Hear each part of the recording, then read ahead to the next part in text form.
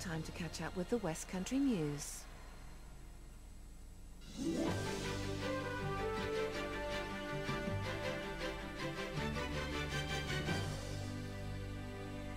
Good evening. Police have unveiled a reconstructed clay head of the man whose decomposed body was found on Exmoor.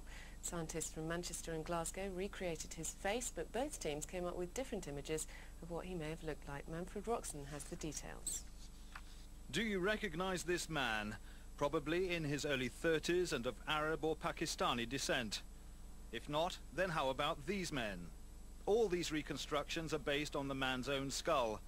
The police believe one of these images, made public today, will bring a breakthrough. His body was found 10 weeks ago wrapped in black bin liners near Winsford Hill on the Exmoor National Park. Tests show he could have been there several months. A medallion found on the body bears a verse from the Holy Quran written in Arabic. For the first time, detectives showed copies of objects found with the body: a Dormer brand duvet, a green Dormer sheet, a white pillowcase and a black hi-fi wire. The body was wearing Adidas shorts like these. If anybody's got any inkling at all, if they think they know who this person is, then come to us and tell us and let us decide whether we've got the right person here. It's still unclear how he died, and so the case is being treated as a highly suspicious death, not a murder. Only when detectives find out who he was can they begin to explore why he was dumped on Exmoor, and more importantly, who did it. Manfred Roxon for Westcountry News. And anyone with information can call the police incident room on 01823 36 36 36.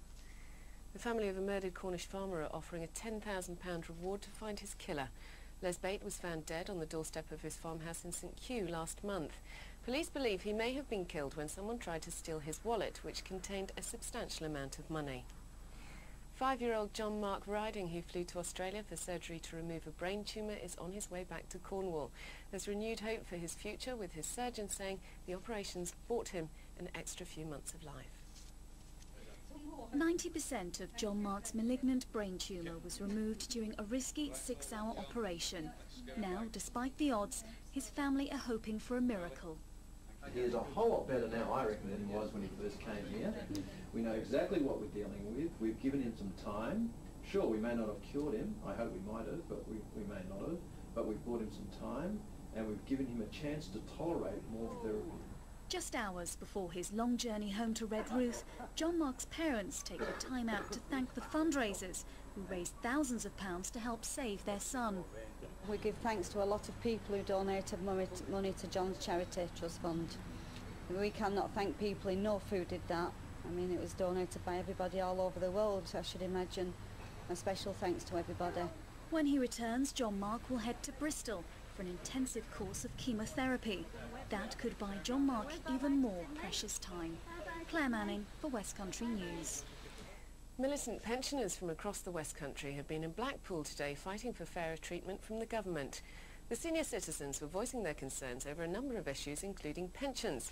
They're demanding the link with the cost of earnings is restored. There are also calls for every pensioner to pay £1 into a fighting fund. A listed building in North Devon has been demolished after a chimney fire swept through the 300-year-old home. 9 crews attended the fire at the thatched cottage in Radley, also damping down nearby properties to stop sparks setting them alight. The fire brigade were today reminding people of the importance of keeping chimneys clear. Stay with us for the pint-sized dynamo who's high-kicking her way into the national spotlight. That's after the news from your part of the region.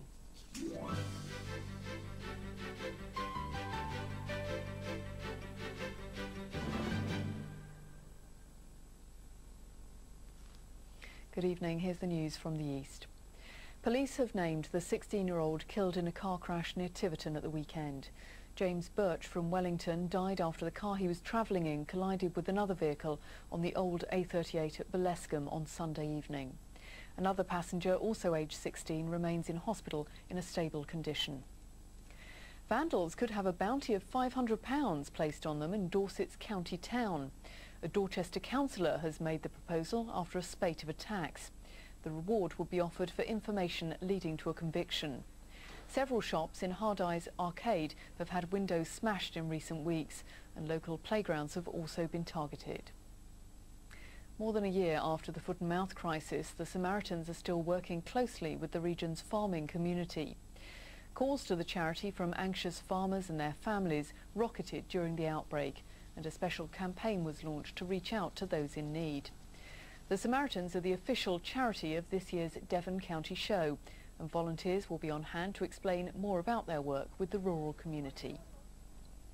A nest of blue tits is holding up work on a new £80,000 mandrill house at Paynton Zoo.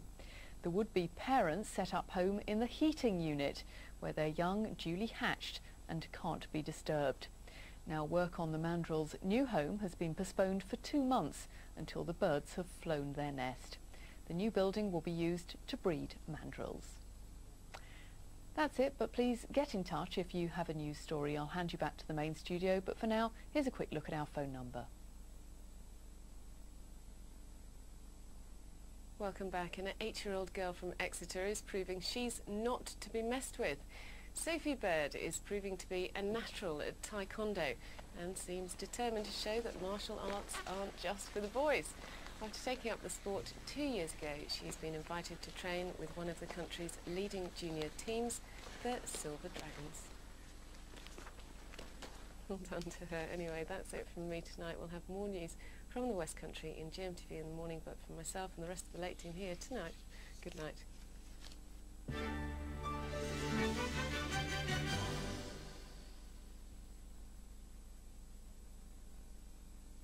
And it was raining clouds. I didn't like it. Flambard sponsors the West Country weather. Good evening. A mostly dry night out there, but cloud is starting to increase over the west and we could see some patchy rain there later on. A breezy night but mild with lows around 9 or 10 Celsius. We're into tomorrow and it may be a fairly misty start around the coast but slightly brighter inland. By the afternoon there'll be lots more sunshine and everywhere will be dry.